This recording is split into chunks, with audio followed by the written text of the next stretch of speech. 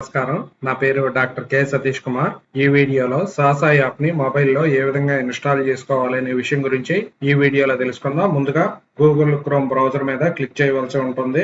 Google chrome browser మీద click చేసిన తర్వాత మీరు బ్రౌజర్ అడ్రస్ బార్ లో sasa.lv.com అని చెప్పేసి టైప్ చేయవలసి ఉంటుంది. sasa.allvy.com అని టైప్ చేయవలసి ఉంటుంది.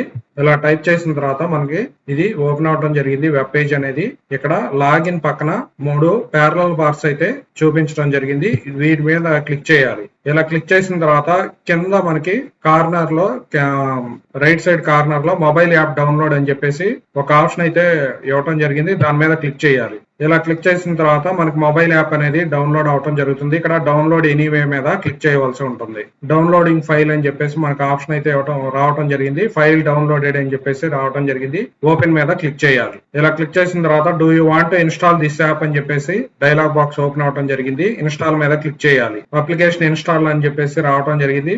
ఓపెన్ మీద క్లిక్ చేయాలి. ఇక్కడ అన్ని అలౌ చేయవలసి ఉంటుంది.